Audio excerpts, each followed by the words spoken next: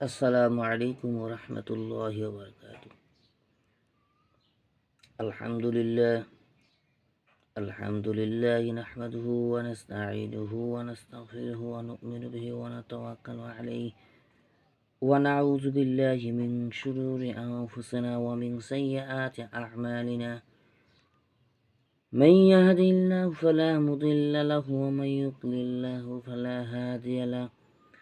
ونشهد أن لا إله إلا الله وحده لا شريك له ونشهد أن محمدا عبده ورسوله أرسله بالحق بشيرا ونذيرا وداعيا إلى الله بإذنه وسراجا منيرا. وقد قال الله تعالى في كلام المجيد وفرقانه الحميد: أعوذ بالله من الشيطان الرجيم.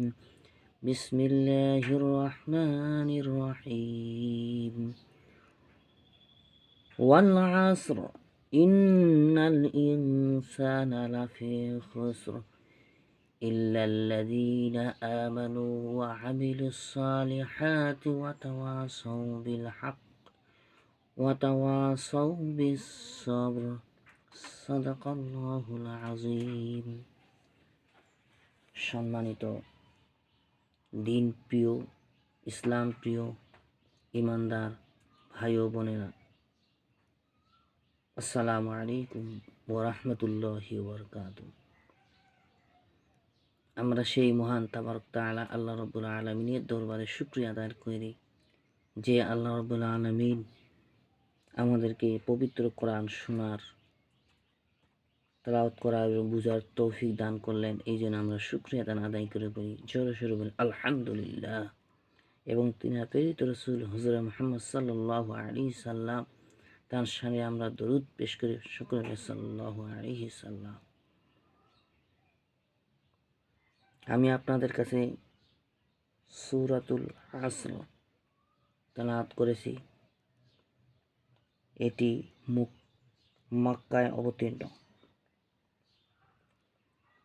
যার সরল অর্থ হচ্ছে ওয়াল আসর, সময়ের কসম, ইন্নাল ইনসানা লাফি খুসর, সমস্ত মানুষের জীবন ক্ষতিগ্রস্ত, ইল্লাল্লাযীনা আমানু ওয়া আমিলুস সালিহাত ওয়া তাওয়াসাউ বিল হাক্কি ওয়া তাওয়াসাউ বিস সবর, তারা ব্যতীত যারা ঈমান আনয়ন করে, ওয়া আমিলুস সালিহাত, আমলে সালেহ নিয়ে কাজ করে, ওয়া তাওয়াসাউ বিল হক, এবং হকের দাওয়াত দেয়, ওয়া তাওয়াসাউ বিস সবর, এবং ধৈর্য ধারণের উপদেশ দেয়। এই সূরা সম্পর্কে ইমাম শাফি বলেন, কে যদি এই সূরাটি আমল করে তাহলে তার নাজাতের জন্য যথেষ্ট। বলে সুবহানাল্লাহ।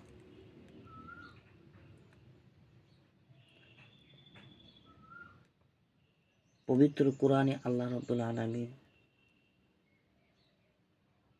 বিভিন্ন জায়গায় বিভিন্ন কিছু খেয়েছেন, শপথ করেছেন। যেমন তিন জাইতুন, তিনের শপথ, জাইতুনের শপথ, অতুরি সিনিন, সিনে পর্বতের শপথ। শপথ আল্লাহ পাক এইটার জন্য করেছেন যে গুরুত্ব বোঝানোর জন্য। এখানে আমরা দেখতে পাই আল্লাহ পাক বলতেছে ওয়াল আসর, সময়ের কসম। অর্থাৎ সময় বলতে এখানে কোনো আলেমগণ বলেন যে এখানে সময় বলতে আসরের সময়টাকে বোঝানো হয়েছে। তো আসর থেকে মাগরিবের সময়টা খুবই সংকীর্ণ, শর্ট সময়। সময়কে আমরা অনেক সময় গালি দিয়ে থাকি, আমাদের ভালো সময় যাচ্ছে না, আমার খারাপ সময় যাচ্ছে, সময়টা ভালো না, এটা গালি দেওয়া যাবে না। আমরা যখন ঈমান আনয়ন করেছি তখন আমরা বলেছি খায়রিহি ওয়া শাররিহি মিনাল্লাহি তাআলা, ভালো মন্দ দুটাই আল্লাহর পক্ষ থেকে আসে। তাকদীর বিশ্বাস করতে হবে। অর্থাৎ জীবনের উন্নতি তা যদি একটা জীবনের অংশ হয়, অবনতিটাও একটা জীবনের অংশ। লাইফে সবসময় আপনি ডেভেলপ করবেন এমনটা নয়, লাইফে আপনার ডাউনও হতে পারে, অধঃপতনও হতে পারে, এটাও আপনার জীবনের একটা অংশ। এটাও স্বীকার করে নিতে হবে, এটাও আল্লাহ পাকের পক্ষ থেকে এসেছে। আপনার জীবনে অনেক ক্ষয়ক্ষতি হচ্ছে, এটা আল্লাহ পাকের পক্ষ থেকে। আল্লাহ পাক বলতেছেন পবিত্র কোরআনে কারিমে ইরশাদ করতেছেন, ওয়ালানাবলুওয়ান্নাকুম বিশাইইম মিনাল খাউফি ওয়াল জুউ'i ওয়া নাকসিম মিনাল আমওয়ালি ওয়াল আনফুসি ওয়াস সামারাত ওয়াবাশশিরিস সাবিরিন। আল্লাহ পাক বলছেন আমি তোমাদেরকে পরীক্ষা করব। ওয়ালানাবলুওয়ান্নাকুম বিশাইইম মিনাল খাউফি, কিছু সম্পদের ধ্বংস, কিছু জীবনের ধ্বংস, ওয়াল নাকসিম মিনাল আমওয়ালি ওয়াল আনফুসি ওয়াস সামারাত, ফল ফসলের হ্রাস, বিভিন্ন ধরনের বিপদ আপদ, সব কিছু দিয়ে আমি তোমাদেরকে পরীক্ষা করব। আর পরীক্ষা যারা পাশ করবে অবাশশিরিস সাবিরিন, তাদেরকে সুসংবাদ দাও। সুবহানাল্লাহ। তাহলে সময়কে গালি দেওয়া যাবে না। সময় আল্লাহ পাকের পক্ষ থেকে এসেছে। সময়কে গালি দেওয়া মানে আল্লাহকে গালি দেওয়া।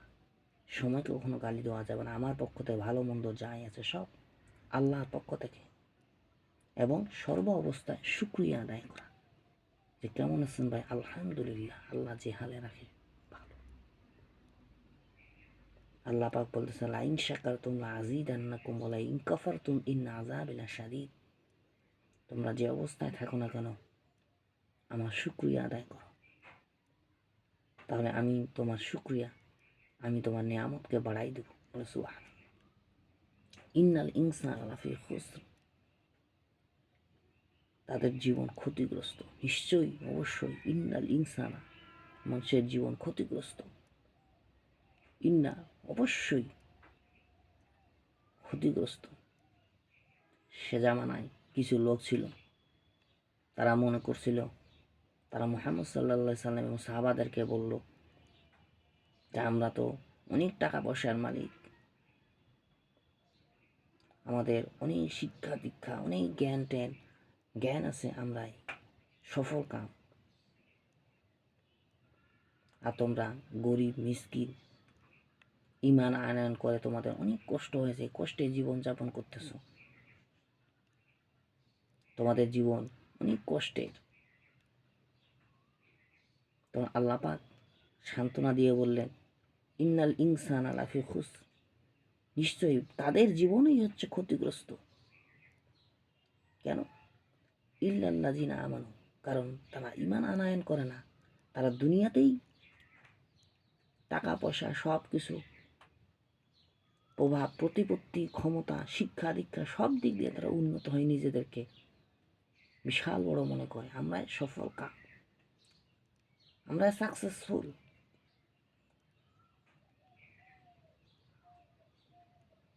কিন্তু বাল তুসিরুনাল হায়াতাদ দুনিয়া ওয়াল আখিরাতু খায়রু ওয়া আবকা, বাল তুসিরুনাল হায়াতাদ দুনিয়া, দুনিয়া তো নগণ্য, ওয়াল আখিরাতু খায়রু ওয়া আবকা, আখিরাত দুনিয়ার চেয়ে অনেক উত্তম এবং চিরস্থায়ী, উত্তম এবং চিরস্থায়ী।